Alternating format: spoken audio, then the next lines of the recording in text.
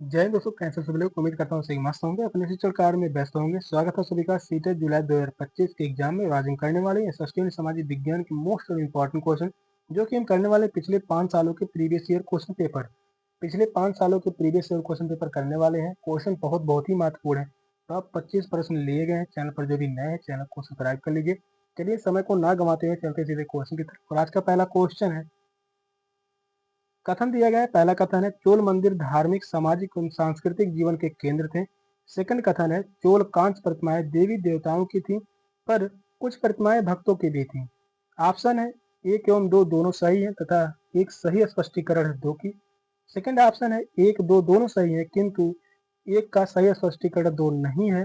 Third option है एक सही है किंतु दूसरा गलत है। पहला गलत है किंतु दूसरा सही है। कौन सा ऑप्शन करेक्ट है? क्वेश्चन बहुत ही महत्वपूर्ण है।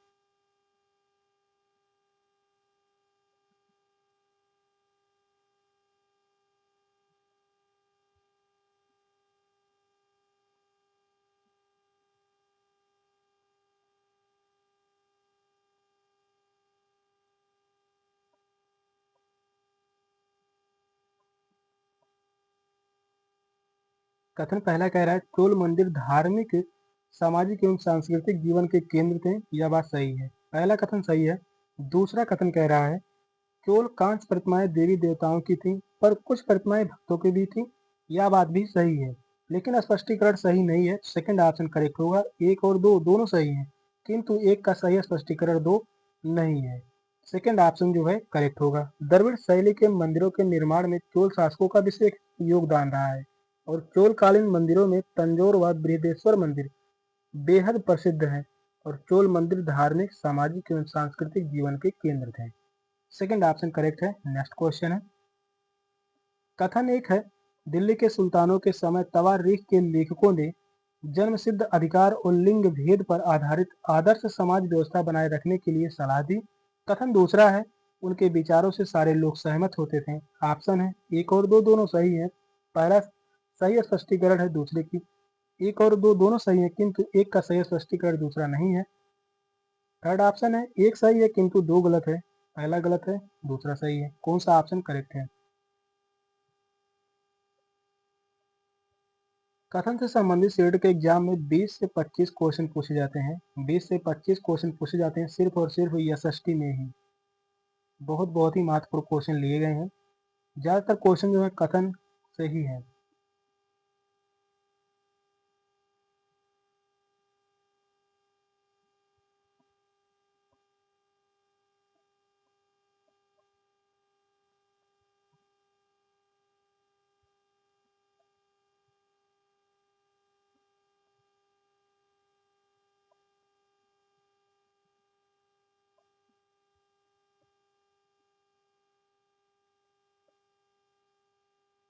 पहला कथन कह रहा है, दिल्ली के सुल्तानों के समय तवारीख के लेखकों ने जन्म सिद्ध अधिकार और लिंग भेद पर आधारित आदर्श समाज व्यवस्था बनाए रखने की सलाह दी। यह बात सही है, पहला कथन सही है। दूसरा कथन कह रहा है, उनके विचारों से सारे लोग सहमत होते थे। यह बात गलत है, सारे लोग सहमत नहीं होते थे। पहला सही है, दूसरा गलत है। थर्ड ऑप्शन करेक्ट होगा। पहला सही है किंतु दूसरा गलत है। इस क्वेश्चन का जो राइट आंसर होगा ऑप्शन सी। नेक्स्ट क्वेश्चन है, कथन है, रजिया ने अपने अभिलेखों में अपना नाम पुरुषों जैसा लिखकर अपने पुरुष होने का भ्रम पैदा किया। दूसरा कथन है, तवारीख के लेखकों ने सामाजिक तथा लिंग भेद को आधार बनाकर यह तर्क दिया कि पुरुष स्त्रियों की तुलना में श्रेष्ठ होते हैं। ऑप्शन वही है, पहला सही है, दूसरा दोनों सही है, और एक का सही स्पष्टीकरण दूसरा है। दोनों सही है, पहले का स्पष्टीकरण दूसरा नहीं है। पहला सही है, दूसरा गलत है। दूसरा पहला गलत है, दूसरा सही है। कौन सा ऑप्शन करेक्ट है? यह भी क्वेश्चन जो है बहुत ही इंपॉर्टेंट है।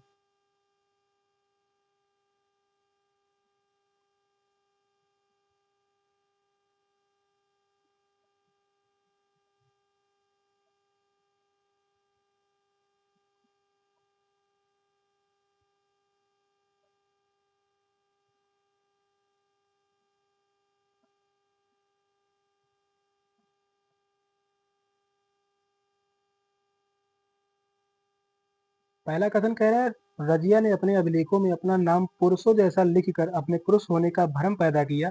यह बात जो है गलत है। पहला कथन जो है गलत है। दूसरा कथन कह रहा है तवारीख के लेखकों ने सामाजिक तथा लिंग भेद को आधार बनाकर यह तर्क दिया कि पुरुष स्त्रियों की तुलना में श्रेष्ठ होते हैं। यह बात सही है। दूसरा कथन सही है, पहला गलत है। और यहाँ पर बात करते हैं रजिया की। तो रजिया जो है यह इल्तुतमिश की बेटी थी। किसकी बेटी थी? यह जो है इल्तुतमिश की बेटी थी। यहाँ पर जो ऑप्शन सही होगा फोर्थ ऑप्शन। पहला गलत है किंतु दूसरा सही है। पहला कथन गलत है, दूसरा कथन सही है। नेक्स्ट क्वेश्चन है, यहाँ पर भी कथन से संबंधित क्वेश्चन है।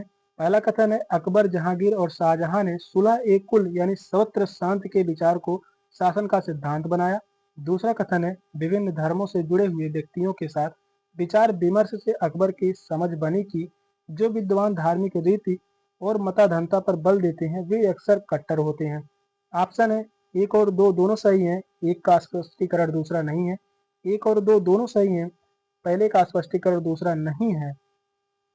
पहला सही है, दूसरा गलत है। पहला गलत है, दूसरा सही है। कौन सा ऑप्शन राइट है? ऑप्शन वही दिए गए हैं, बताइए कौन सा ऑप्शन करेक्ट होगा। क्वेश्चन जो कथन से संबंधित क्वेश्चन है, क्वेश्चन थोड़ा लंबे होंगे। क्वेश्चन को ध्यान पूर्वक पढ़िए, बताइए कौन सा ऑप्शन राइट होगा।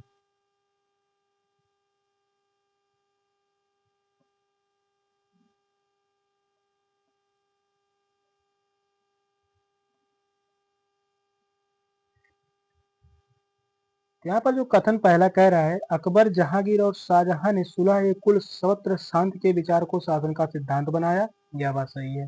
पहला कथन सही है। दूसरा कथन कह रहा है विभिन्न धर्मों से जुड़े हुए व्यक्तियों के साथ विचार विमर्श से अकबर की समझ बनी कि जो विद्वान धार्मिक रीति और मताधनता पर बल देते हैं वे अक्सर कट्टर होते हैं, यह बात भी सही है और स्पष्टीकरण भी सही है।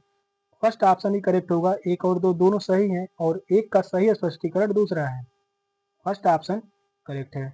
नेक्स्ट क्वेश्चन है, यहाँ पर भी कथन दिया गया है। पहला कथन है दिल्ली के सुल्तानों और मुगलों के काल में श्रेणीबद्ध समाज ज्यादा सरल हो गया।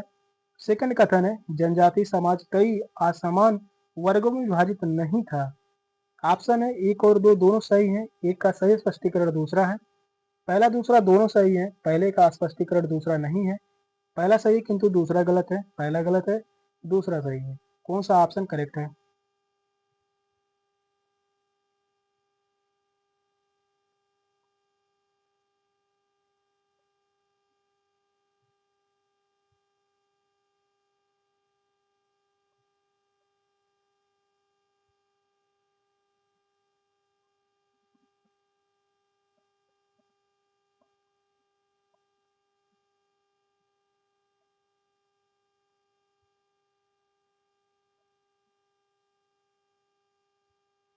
कथन पहला कह रहा है दिल्ली के सुल्तानों और मुगलों के काल में श्रेणीबद्ध समाज ज्यादा सरल हो गया, यह बात जो है गलत है।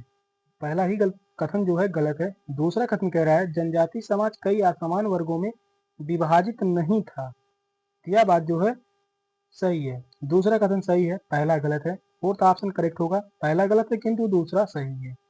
इस क्वेश्चन का जो राइट आंसर है ऑप्शन डी। नेक्स्ट क्वेश्चन है, कथन पहला कह रहा है बहादुर शाह जफर ने मुखियाओं और शासकों को चिट्ठी लिखकर अंग्रेजों से लड़ने के लिए भारतीय राज्यों का एक संघ बनाने का आह्वान किया। दूसरा कथन है बहादुर शाह जफर ने 1857 की बगावत को अपना समर्थन देने के फैसले ने स्थिति रातों रात पीड़ित बगावतियों के पक्ष में बदल दी। ऑप्शन वही है, पहला दूसरा दोनों सही है। पहले ने दूसरे को सुनिश्चित किया। पहला दूसरा दोनों सही है किंतु पहला और दूसरों के बीच कोई संबंध नहीं है। ऑप्शन में थोड़ा चेंज है। पहला सही है किंतु दूसरा गलत है। पहला गलत है, दूसरा सही है। कौन सा ऑप्शन राइट होगा?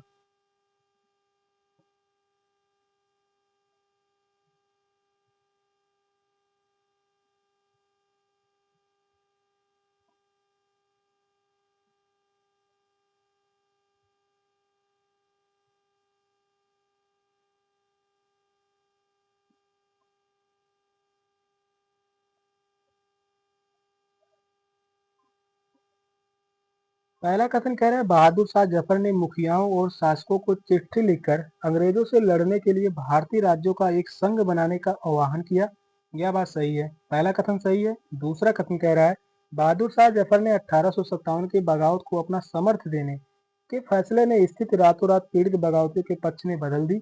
यह बात भी सही है। दूसरा कथन भी सही है और सुनिश्चित भी कर रहा है। पहला ये ऑप्शन करेक्ट होगा। एक और दो दोनों सही हैं एवं एक ने दो को सुनिश्चित किया। फर्स्ट ऑप्शन करेक्ट है। नेक्स्ट क्वेश्चन है, औपनिवेशिक काल के दौरान महिलाएं जाति एवं सुधार के संदर्भ में निम्नलिखित में से कौन सा विकल्प गलत है। यहाँ पर ध्यान से देखिए, गलत विकल्प पूछा है। पहला जो ऑप्शन है, विद्यासागर ने विधवा विवाह का सुझाव दिया। सेकंड ऑप्शन है, प्रार्थना समाज ने केवल हिंदू ग्रंथों पर विचार विमर्श किया। पंडिता रमाबाई ने पुणे में एक विधवा गृह की स्थापना की। प्राचीन ग्रंथों के ज्ञान से सुधारकों को नए कानून बनवाने में मदद मिली। कौन सा ऑप्शन करेक्ट है।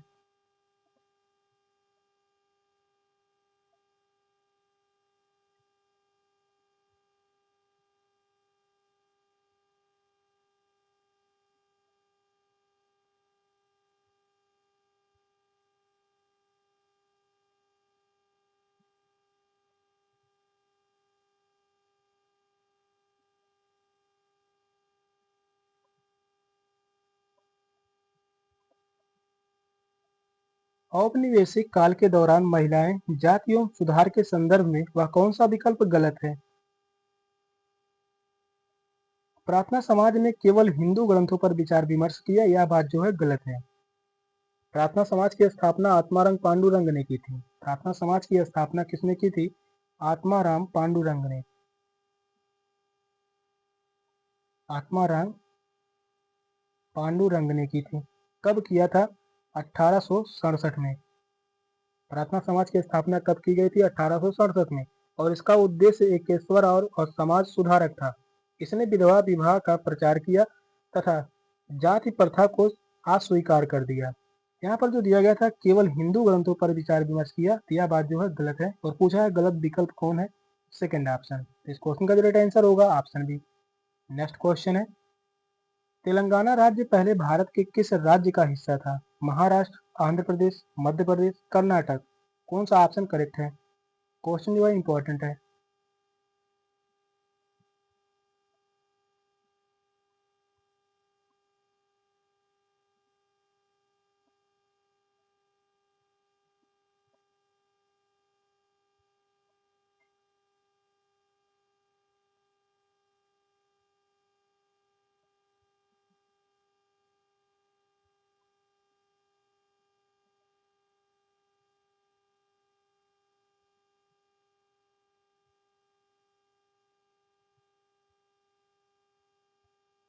तेलंगाना राज्य पहले भारत के किस राज्य का हिस्सा था।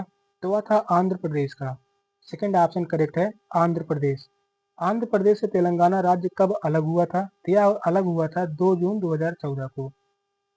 2 जून 2014 को यह आंध्र प्रदेश से अलग हुआ था और बना एक नया राज्य तेलंगाना राज्य।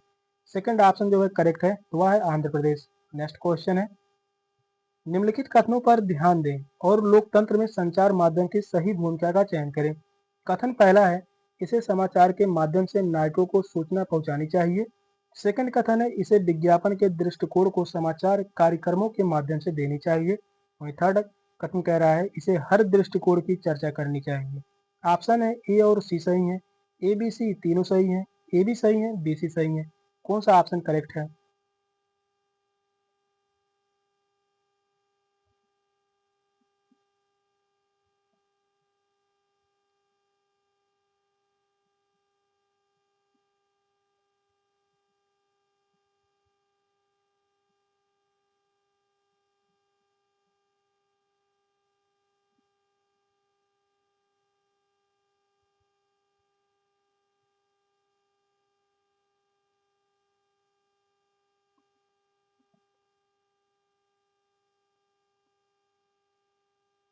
क्वेश्चन कह रहा है, लोकतंत्र में संचार माध्यम की सही भूमिका का चयन करें। इसे समाचार के माध्यम से नागरिकों को सूचना पहुंचानी चाहिए, यह बात सही है। पहला कथन सही है।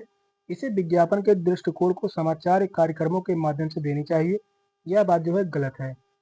तीसरा कथन कह रहा है, इसे हर दृष्टिकोण की चर्चा करनी चाहिए, यह भी जो है सही होगा। सही जो होगा वह होगा ए और सी। इस ऑप्शन में तो है, फर्स्ट ऑप्शन में ही है। इस क्वेश्चन का जो राइट आंसर होगा ऑप्शन ए। नेक्स्ट क्वेश्चन है, निम्नलिखित में से कौन सा विज्ञापन रूढ़वादी चित्रण यानी जेंडर स्टीरियोटाइप का उदाहरण नहीं है? लिपस्टिक के विज्ञापन में एक महिला का मेकअप करना, गाड़ी के विज्ञापन में एक महिला को पति द्वारा ऑफिस यानी दफ्तर छोड़ जाना, स्पोर्ट जूते के विज्ञापन में एक लड़की फुटबॉल खेलती हुई, फोर्थ ऑप्शन है चाय के विज्ञापन में एक माँ का सुबह चाय बनाना। कौन सा ऑप्शन राइट है?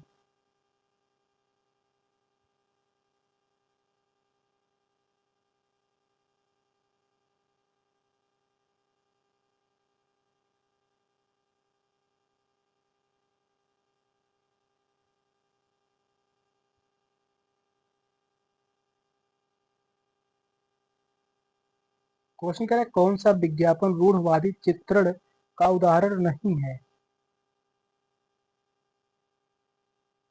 तो वह है स्पोर्ट जूते के विज्ञापन में एक लड़की फुटबॉल खेलती हुई। थर्ड ऑप्शन जो है इसमें जो है रूढ़वादिता नहीं है। थर्ड ऑप्शन जो है करेक्ट है। नेक्स्ट क्वेश्चन है, दिए गए लक्षणों ए और बी के आधार पर महाद्वीप की पहचान करें। यह विश्व का सबसे छोटा महाद्वीप है जो पूरी तरह से दक्षिणी गोलार्ध में स्थित है।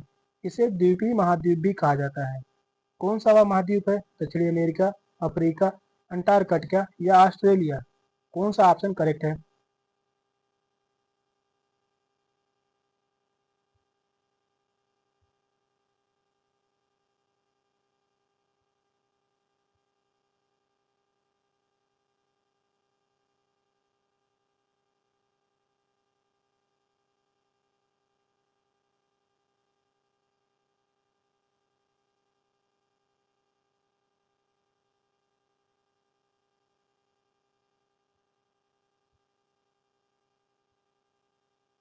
दो लक्षण दिए गए हैं ए और बी, इन्हीं के आधार पर महाद्वीप की पहचान करनी है। पहला जो कह रहा है लक्षण, यह विश्व का सबसे छोटा महाद्वीप है जो पूरी तरह से दक्षिणी गोलार्ध में स्थित है। इसे द्वीपीय महाद्वीप भी कहा जाता है। यह महाद्वीप जो होगा ऑस्ट्रेलिया महाद्वीप। फोर्थ ऑप्शन करेक्ट है, ऑस्ट्रेलिया महाद्वीप।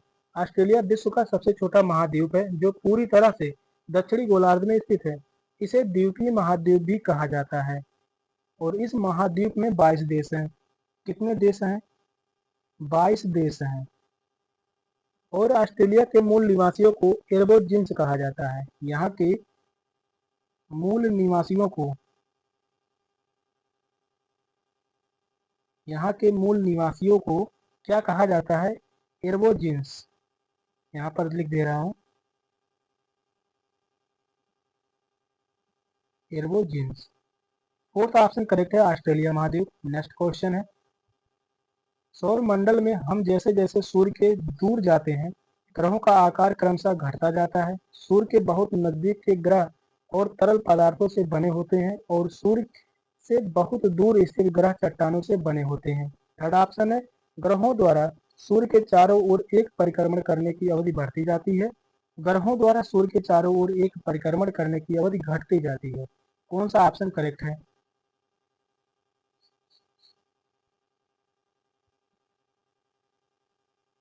क्वेश्चन इंपॉर्टेंट है। क्वेश्चन कर रहा है सौर मंडल में हम जैसे जैसे सूर्य के दूर जाते हैं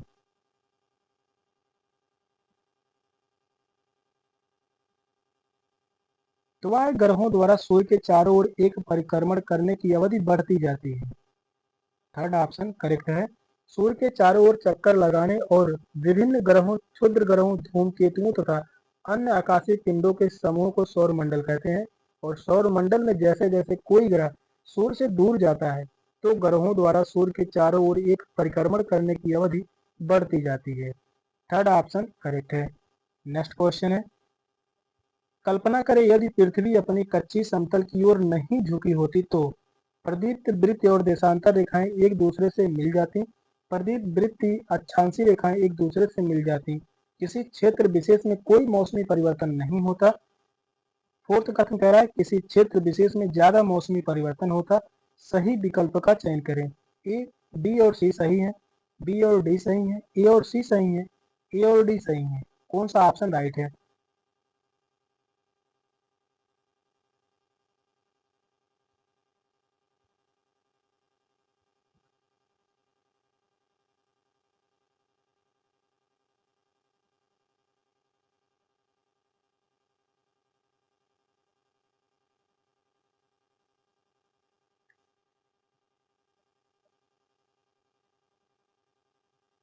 क्वेश्चन कह रहा है कल्पना करें यदि पृथ्वी अपनी कक्षीय समतल की ओर नहीं झुकी होती तो क्या होता। प्रदीप्त वृत्तीय और देशांतर रेखाएं एक दूसरे से मिल जाती, यह बात सही है। और प्रदीप्त वृत्तीय और अक्षांशीय रेखाएं एक दूसरे से मिल जाती, यह जो है गलत है। किसी क्षेत्र विशेष में कोई परिवर्तन नहीं होता, यह बात जो है सही है। और किसी क्षेत्र विशेष में ज्यादा मौसमी परिवर्तन होता, यह बात जो है गलत है। ए और सी जो है सही है, यह दोनों कथन सही है। किस ऑप्शन में, तो वह है ऑप्शन सी में। थर्ड ऑप्शन जो है करेक्ट है। नेक्स्ट क्वेश्चन है, भारत में शरद ऋतु के संबंध में ए, बी और सी पर विचार कीजिए और सही विकल्प का चयन कीजिए।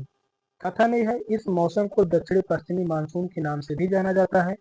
सेकंड कथन है, इस मौसम में पवन बंगाल की खाड़ी तथा अरब सागर में स्थल की ओर बढ़ती है। यह मौसम मानसून के आने तथा आगे बढ़ने का मौसम है। ऑप्शन है बी और सी सही है, ए गलत है। ए, बी, सी सभी गलत हैं। ए, बी, सी सही है, ए भी सही है किंतु सी गलत है। फोर्थ ऑप्शन कह रहा है ए सी सही है, बी गलत है। कौन सा ऑप्शन करेक्ट होगा। क्वेश्चन लंबा है, क्वेश्चन को ध्यान पूर्वक पढ़िए, बताइए कौन सा ऑप्शन करेक्ट है।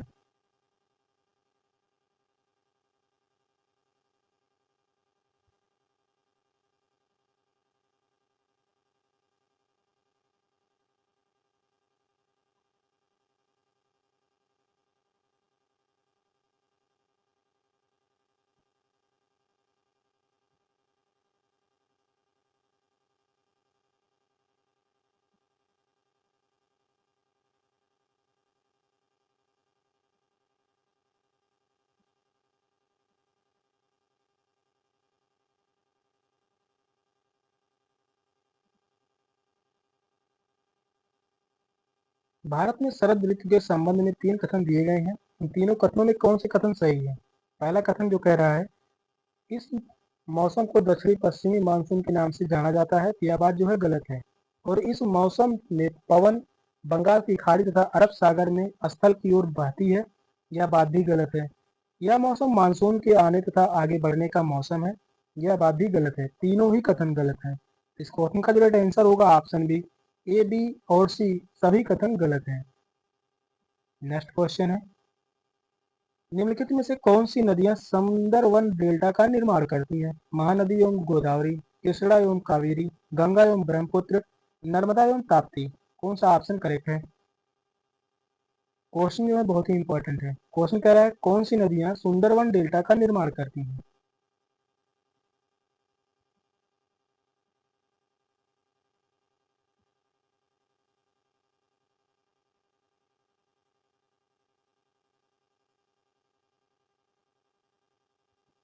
सुंदरवन डेल्टा का निर्माण करती हैं गंगा एवं ब्रह्मपुत्र नदी। थर्ड ऑप्शन करेक्ट है, गंगा एवं ब्रह्मपुत्र नदी। सुंदरवन डेल्टा विश्व का सबसे बड़ा डेल्टा है। यह जो है सुंदरवन डेल्टा जो है विश्व का सबसे बड़ा डेल्टा है। विश्व का सबसे बड़ा डेल्टा है,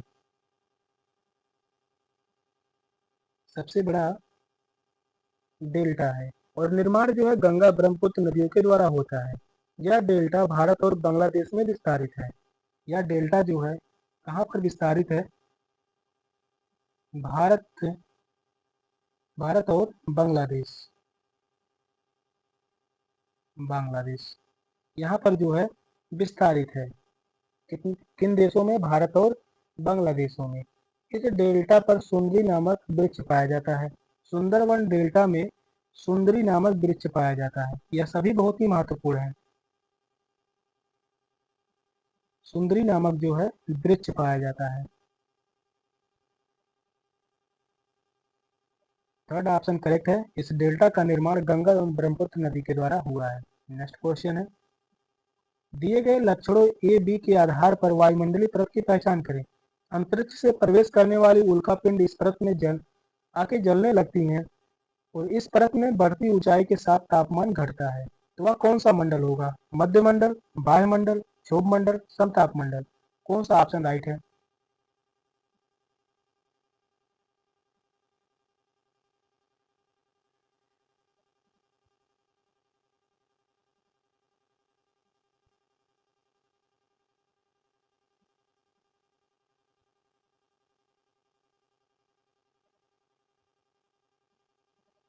यहाँ पर दो लक्षण दिए गए हैं, ए और बी। इन लक्षणों के आधार पर वायुमंडलीय परत की पहचान करना है। पहला जो है लक्षण कह रहा है, अंतरिक्ष से प्रवेश करने वाले उल्का पिंड इस परत में आने पर जलने लगते हैं और इस परत में बढ़ती ऊंचाई के साथ तापमान घटता है। यह कौन सा परत होगा? यह जो परत होगा, यह परत होगा मध्यमंडल। फर्स्ट ऑप्शन जो है करेक्ट है, मध्यमंडल। मध्यमंडल में उल्का पिंड प्रवेश करते ही जलने लगते हैं। मध्यमंडल वायुमंडल की तीसरी परत है। यह जो है वायुमंडल की तीसरी परत है, तीसरी परत है। और यहाँ पर जो दिया गया है समताप मंडल, इसकी जो विशेषता है, यह जो है वायुयान उड़ाने के लिए सबसे सुरक्षित मंडल है। वायुयान उड़ाने के लिए सबसे सुरक्षित मंडल है। इस क्वेश्चन का जो राइट आंसर होगा ऑप्शन है मध्यमंडल। नेक्स्ट क्वेश्चन है, आपतन का संबंध है सूर्य ऊर्जा के साथ, बहिर्मंडल और उनमें होने वाली गैसों के साथ, वायु दाब के साथ, मौसमी पवनों के साथ। कौन सा ऑप्शन करेक्ट है? आपतन का संबंध किससे है? क्वेश्चन जो है यह भी इंपॉर्टेंट है।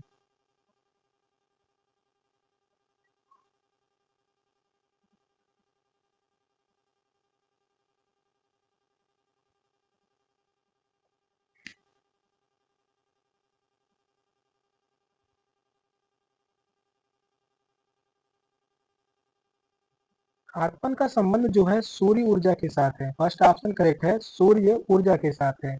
सूर्य द्वारा लघु तरंगों के रूप में विसर्जित तथा प्रकाश की गति से पृथ्वी तक पहुंचाने वाली ऊर्जा आपतन कहलाती है और सूर्य के केंद्रीय भाग में निरंतर नाभिकीय संलयन की क्रिया चलती रहती है।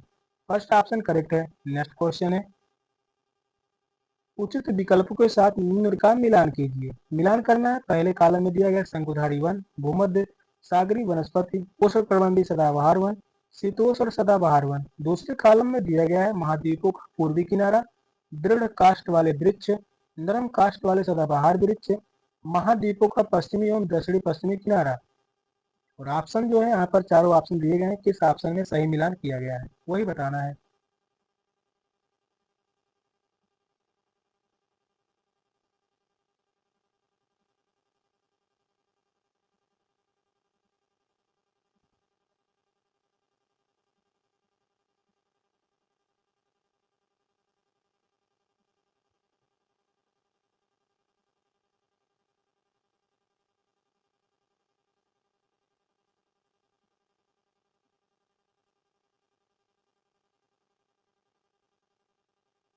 यहाँ पर मिलान करना है, चलिए मिलान करते हैं। यहाँ पर दिया गया शंकुधारी वन, शंकुधारी वन से जो संबंधित होगा नरम काष्ठ वाले सदाबहार वृक्ष, यानी ये का संबंध जो है या किससे होगा? तीसरे से। इसी प्रकार से ही हल करेंगे एग्जाम में भी। यहाँ पर दो ऑप्शन गलत हो गए। भूमध्य सागरी वनस्पति, भूमध्य सागरी वनस्पति का संबंध जो होगा वह होगा महाद्वीप का पश्चिमी एवं दक्षिणी पश्चिमी किनारा, यानी बी का संबंध जो होगा वह होगा चौथे से। और उष्णकटिबंधीय सदाबहार वन, उष्णकटिबंधीय सदाबहार वन का संबंध जो है या दृढ़ काष्ठ वाले वृक्ष, यानी सी का संबंध जो है यह है दूसरे से। यहाँ पर जो है पहला ऑप्शन भी गलत हो गया। शीतोष्ण सदाबहार वन, इसका जो संबंध है महाद्वीपों का पूर्वी किनारा, डी का जो संबंध है वह पहले से। फोर्थ ऑप्शन में ही सही मिलान किया गया है। इस क्वेश्चन का जो राइट आंसर होगा ऑप्शन डी। नेक्स्ट क्वेश्चन है, दिए गए दोनों कथनों पर ध्यान दें और उचित विकल्प का चयन करें। कथन पहला कह रहा है सहारा रेगिस्तान का समय में पूर्णतः हरा भरा मैदान था। कथन बी है, सहारा की गुफाओं से प्राप्त चित्र नदियां, मगर, हाथी, शेर, पशु तथा बकरियां दर्शाते हैं। ऑप्शन है ए और बी दोनों सही हैं, ए और बी दोनों गलत हैं। ए गलत है किंतु बी सही है, ए सही है परंतु बी गलत है। कौन सा ऑप्शन करेक्ट है?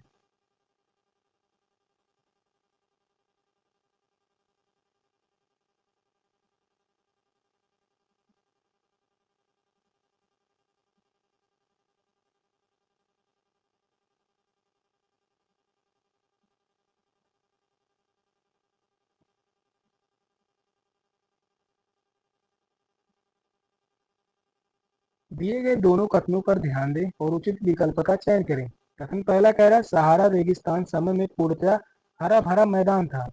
यह बात जो है सही है, पहला कथन सही है। दूसरा कथन कह रहा है सहारा की गुफाओं से प्राप्त चित्र नदियां, मगर, हाथी, शेर, पशु तथा बकरियां दर्शाते हैं।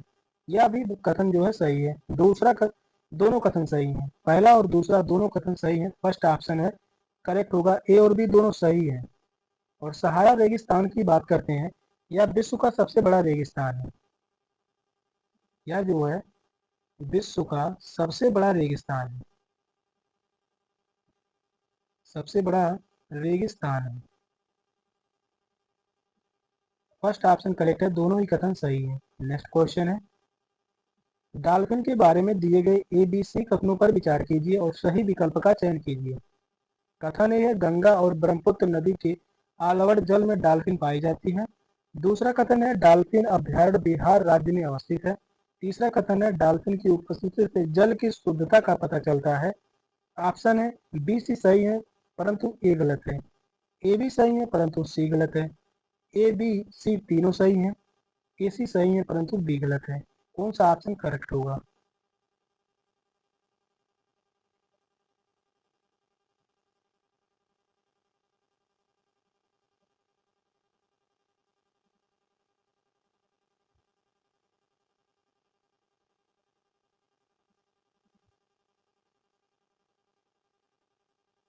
डॉल्फिन के बारे में 3 कथन दिए गए हैं। इन तीनों कथनों में कौन से कथन सही हैं? पहला कथन जो कह रहा है गंगा और ब्रह्मपुत्र नदी के आलवड़ जल में डॉल्फिन पाई जाती है, यह बात सही है। दूसरा कथन कह रहा है डॉल्फिन अभ्यारण्य बिहार राज्य में स्थित है, यह बात भी सही है। दूसरा कथन भी सही है। तीसरा कथन कह रहा है डॉल्फिन की उपस्थिति से जल की शुद्धता का पता चलता है, यह बात भी सही है। तीनों ही कथन सही है। थर्ड ऑप्शन करेक्ट होगा। ए बी सी तीनों जो है सही है। डॉल्फिन जो है यह एक स्तनधारी जीव है। कैसा जीव है? यह जो है एक स्तनधारी जीव है। यह जो है एक स्तनधारी जीव है। थर्ड ऑप्शन करेक्ट है। सेशन का लास्ट क्वेश्चन था। क्वेश्चन कैसे लगे कमेंट में जरूर बताइएगा। चैनल पर नए हैं चैनल को सब्सक्राइब कर लीजिए। मिलते हैं क्लास में, तब तक के लिए बाय बाय, टेक केयर, जय हिंद।